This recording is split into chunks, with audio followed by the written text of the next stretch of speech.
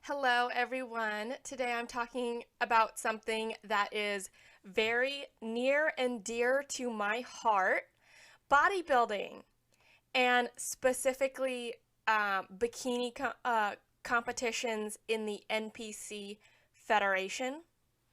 I personally have done 2 competitions to date, and they have been so much fun. I have met so many awesome people and made great connections with other competitors. I encourage that most people give it a try at least once if you're really into working out in the gym. It's an amazing way to see the limits of your body if done correctly and if you hire a good coach. If you have any questions about it, please reach out to me. I'm happy to answer anything. And then get you set up with someone that can help you get on stage. I found a lot of satisfaction through it, but it is not a cheap thing to do. As with any hobby, there are costs associated with it, and today that is what we are going to talk about. Now, there are some costs that I'm not going to talk about because I don't think that it is unique to bodybuilding. The first one being a gym membership. If you are currently working out at a gym, it is almost a given that you are paying some type of gym membership. So I'm not going to count this because it's not an extra payment on top of what you are already paying to do the sport of bodybuilding specifically. This is just a regular fee of just going to the gym in general. The second one being is basic food costs. You already pay this too. Like, you may not buy the same foods, but at a base amount, there is money coming from your paycheck that goes into buying food. Whether it's pizza rolls or whether it's white rice, money is going somewhere.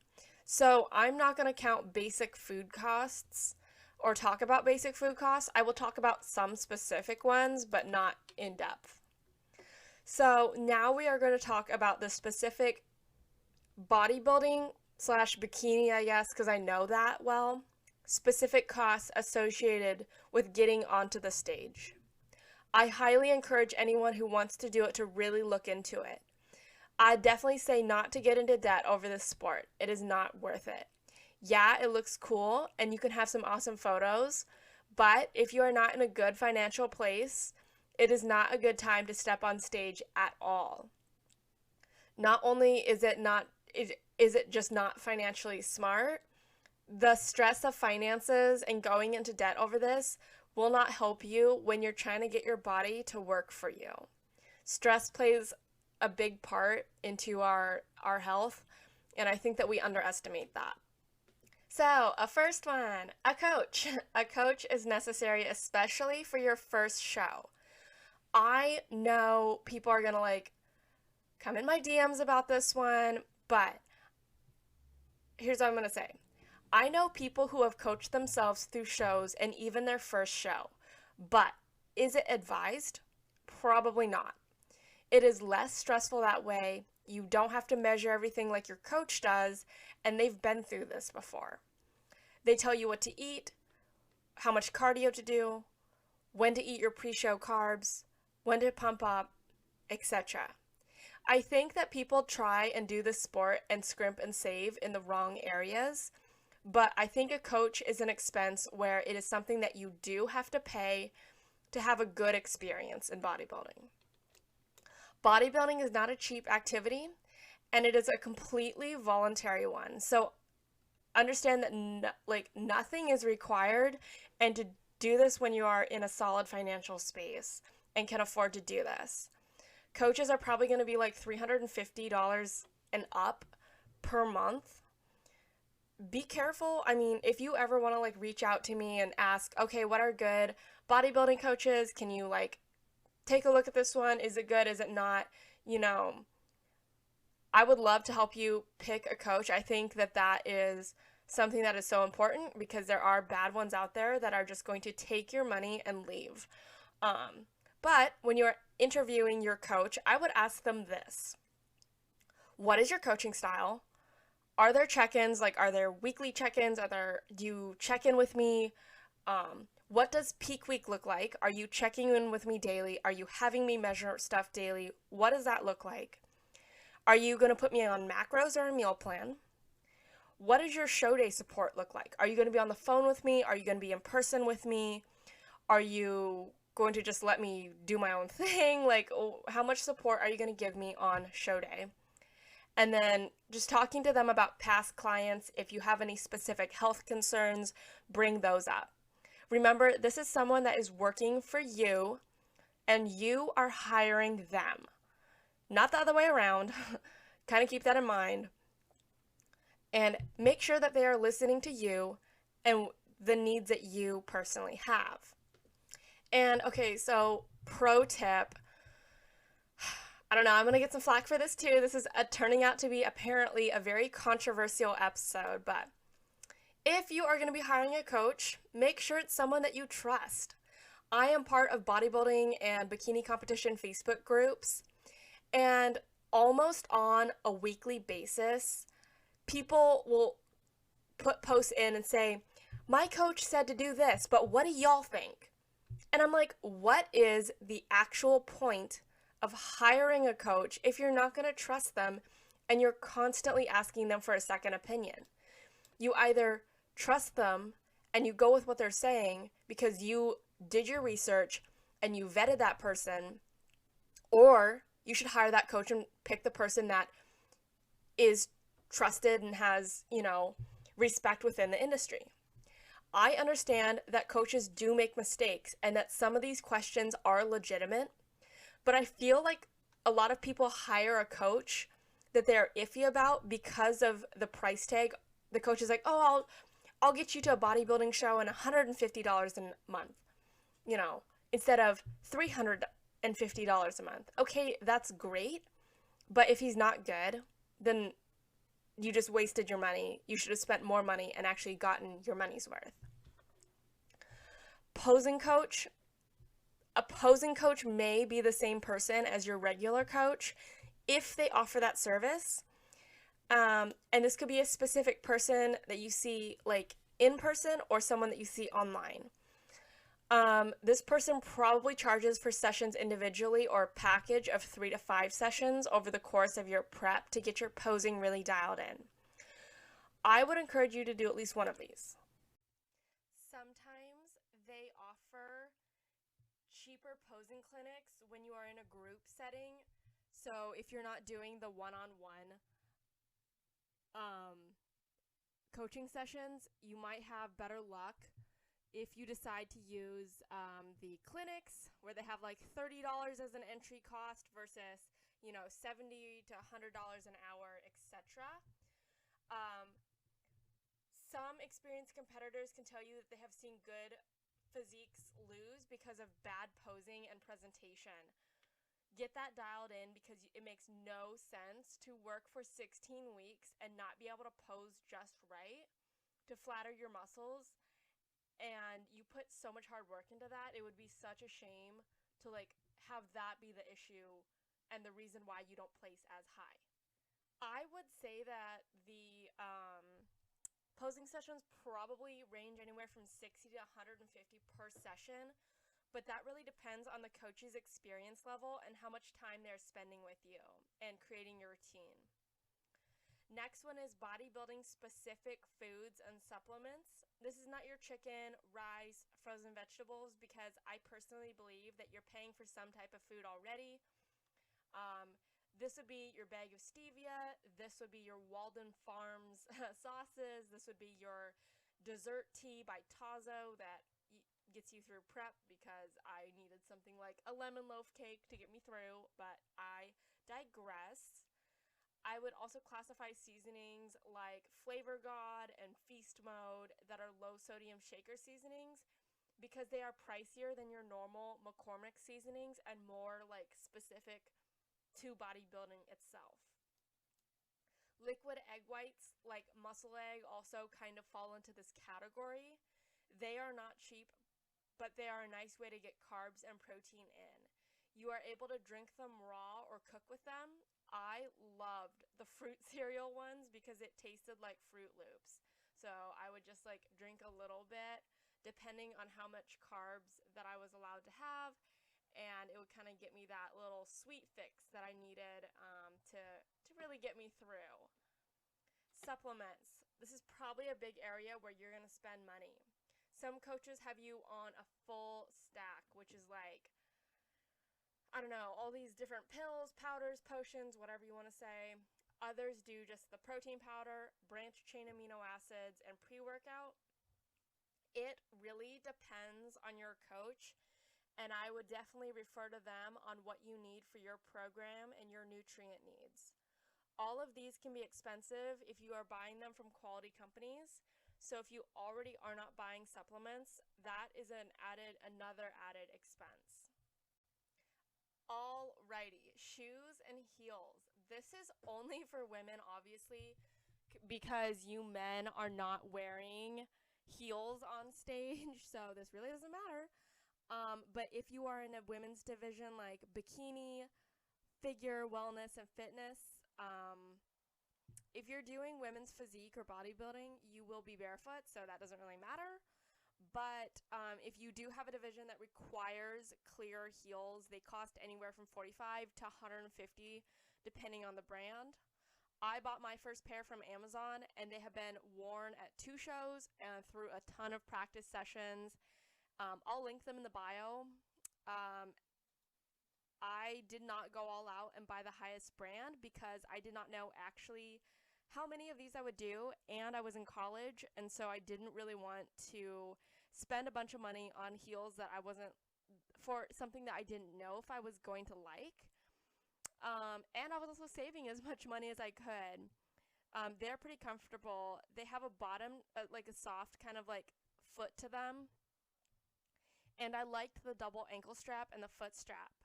There are types that are called the mule style, where it has all the plastic piece, like it only has the plastic piece that goes over the top of your foot. It has nothing around the ankle.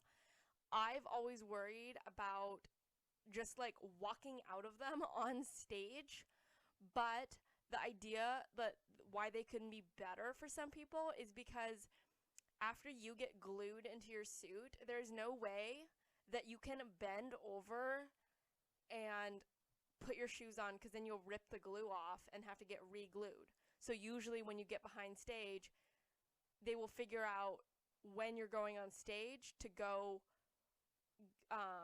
put your shoes on and then go and get glued into your suit. That's at least how the shows that I have done things. The idea behind the mules, where you can just slip on, is that you can stay out of your shoes for longer, which can potentially be very nice, especially if you're not used to wearing them and they kind of hurt. So I knew myself and knew if there was any way that I was going to walk or fall out of my heels on stage, like it would be possible for me. So I went with a safe route, and with practice, the mule style might be an awesome idea. And I do see people every single show I go to that are rocking the mules, but I don't know if I can ever get there, but we will see. And by the way, if you hear any like weird noises, I have my window open because it is so hot in my office, and I'm just sweating because I'm also drinking my throat coat tea to be able to not have a bullfrog voice when I'm on this podcast. So yeah, I'm also trying different mic positions. I have a microphone that kind of has like a modular system where I'm able to just try out different things. So right now I'm actually holding it. So if there's a little bit more background noise, that's why. I'm just sitting in a more comfortable position than I would be able to otherwise. I just don't like how quiet the actual podcast is. So I'm trying to figure out ways to fix that. All right, again, another thing only for ladies, and that's jewelry. I went very cheap with my jewelry, to be honest with you. I went to Burlington Coat Factory to find my bracelets and rings, and then I bought a pair of earrings on Amazon. I will link the jewelry below that I think is super cute. replace some of it from just Amazon finds, and whenever I see them, I'll pick them up. But I would stick with clear or white, shiny, because it looks so standard. I've been seeing kind of the trend going towards some people want it to look unique on stage or stand out, and so if they're wearing a blue suit, sometimes they will choose blue jewelry. I wouldn't necessarily do this because you don't want your accessories to be the reason why you're looked at. You want the focus to be on those muscles. So the suit. This might be the biggest cost of everything, except maybe airline tickets if you're going far. A lot of the suits that you see on the pro stages, and I'm just guessing just based on the way that they look, are probably anywhere from like $500 to $800. Companies like Muscle Dazzle can help you save money on a starter suit, or choosing a less rhinestone clad suit can help you save money. So in college, I got a suit that was $130. Absolutely loved it, and it was had a sequin fabric, so these little like plastic or metal sequins were sewn into the fabric, but there were no rhinestone gems hand affixed to the outside of the suit.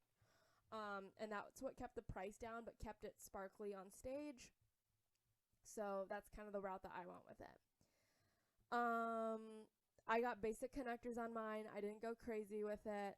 It was really well done, and I'm probably going to be using it like a few more times because I really like the color, I like the fit, I like the style. So yeah, a quality suit is really important because that is the last thing that you want falling apart on your show day.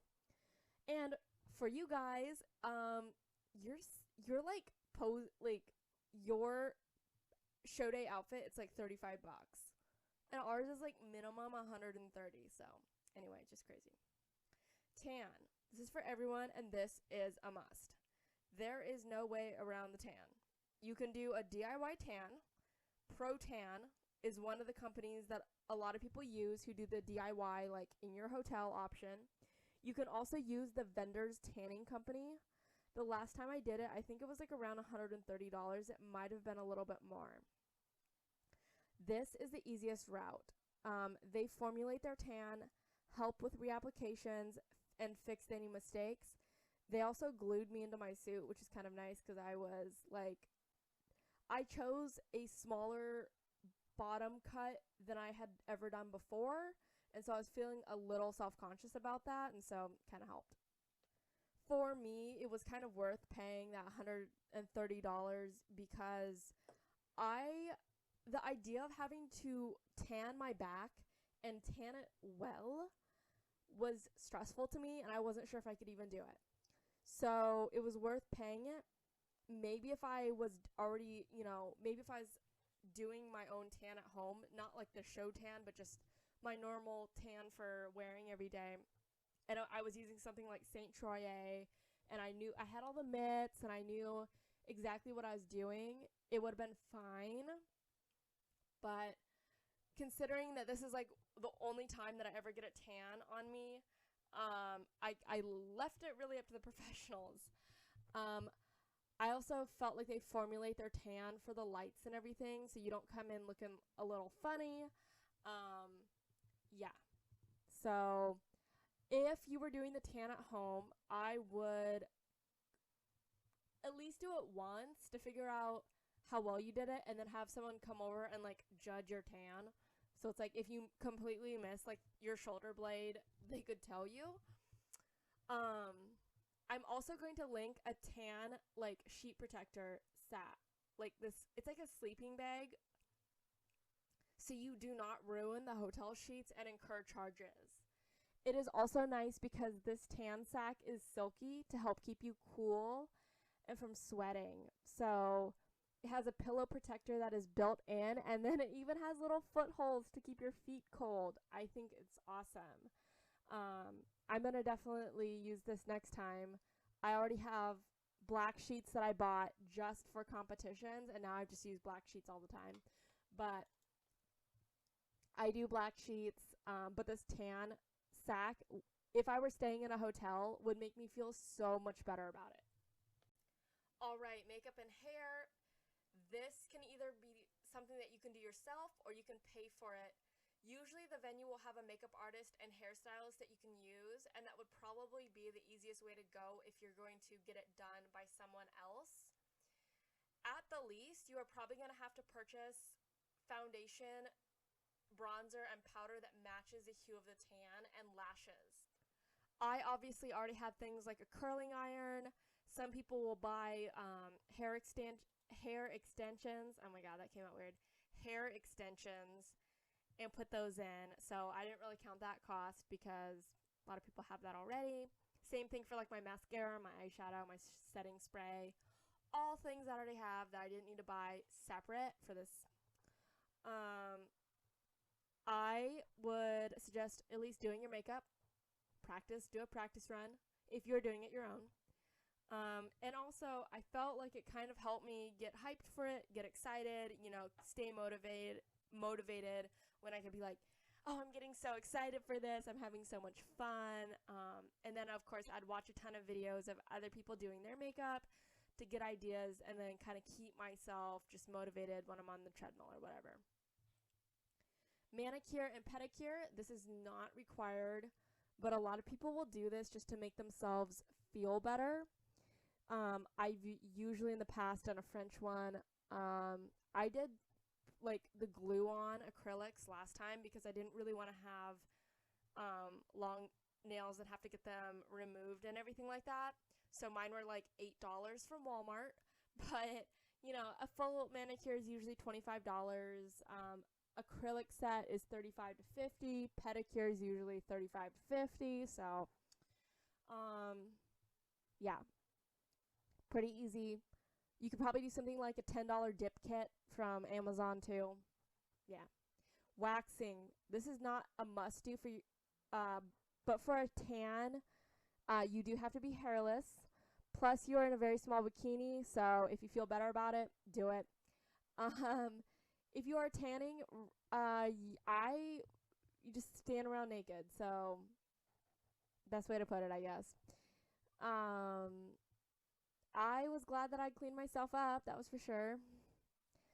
Make sure that you reach out to your professional venue tanner or whoever you're using to figure out how soon you can wax before your tan.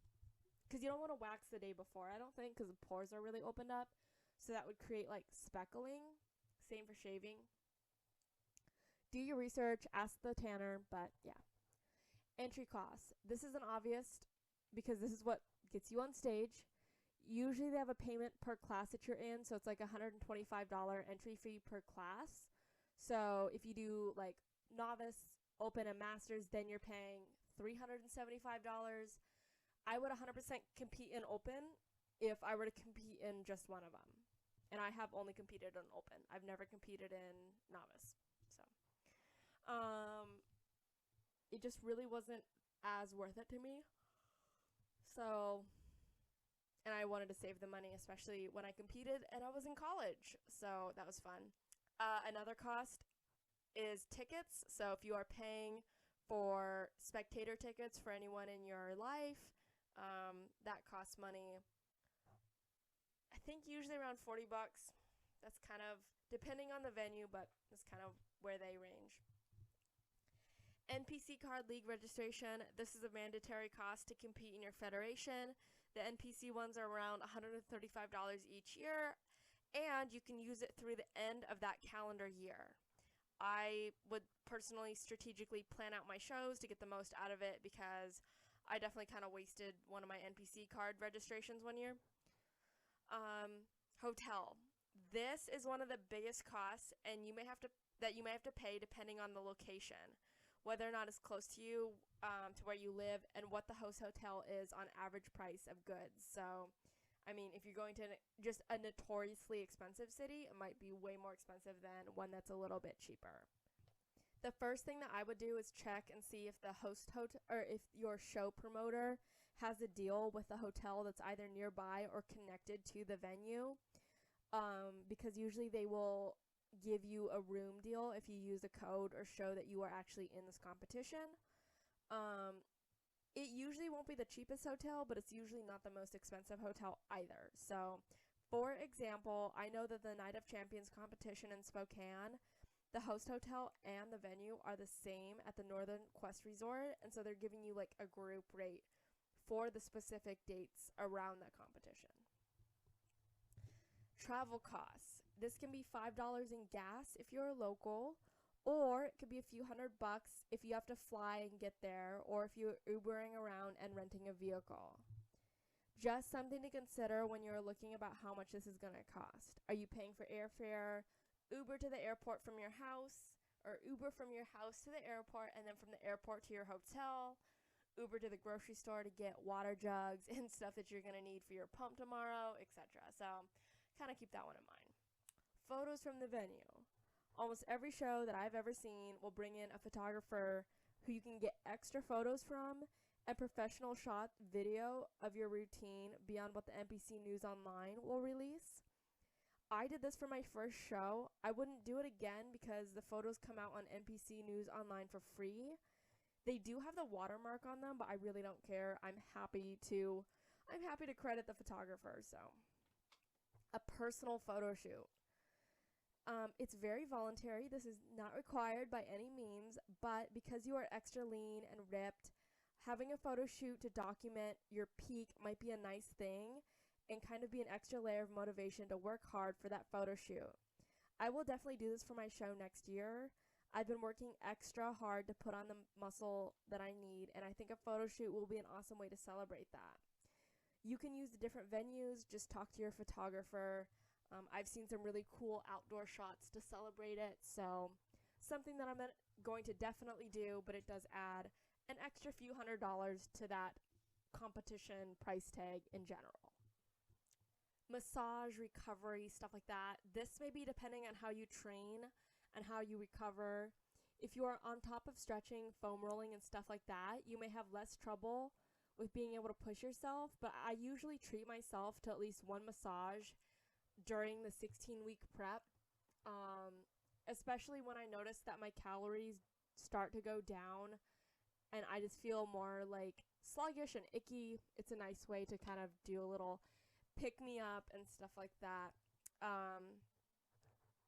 I do a lot of baths to help with recovery also, so keep in mind the costs of massage, cryotherapy, scraping, whatever you choose to do. And your post-show dinner. After your competition and your 16 weeks of depletion, having your favorite foods is the best treat. My show went late enough that I didn't have a post-show meal. Mine was actually a few days later. And I did Korean barbecue because I love short ribs. I can be bribed with short ribs, so I ate my fill of marinated beef, pork belly, and of course the ribs. Other people get burgers, cookies, donuts, pasta, etc.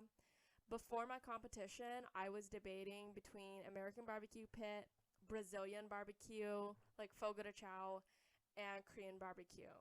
Sushi was kind of up there but I was able to eat like raw ahi poke.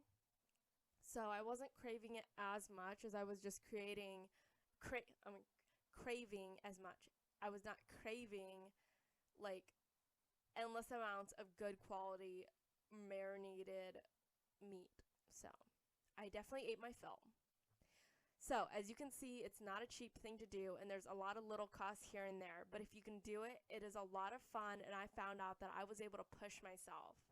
I did sports in high school and stayed fit for those, and when I graduated, I kind of needed something that would also be that similar level of motivation, and so this is kind of filling that for me. Just a few quick ways to save.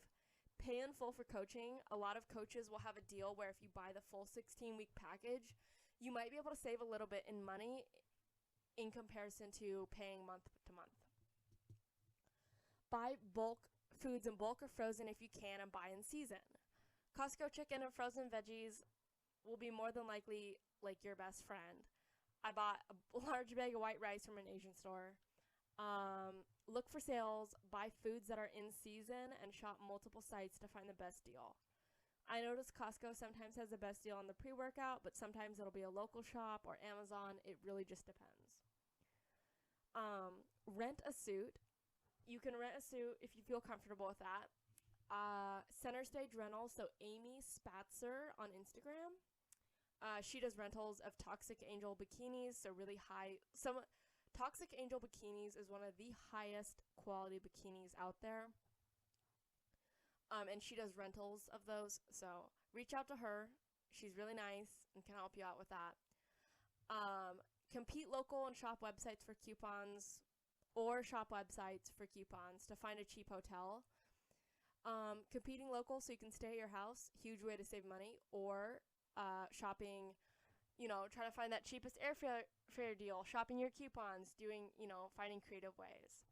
So if you have any other ways that you can choose to save and or just tips and tricks, please go to my Anchor podcast website that will be in the bio, the podcast description, and submit an audio recording. I would love to add it into the show. You guys mean a lot to me for listening, and so thank you so much.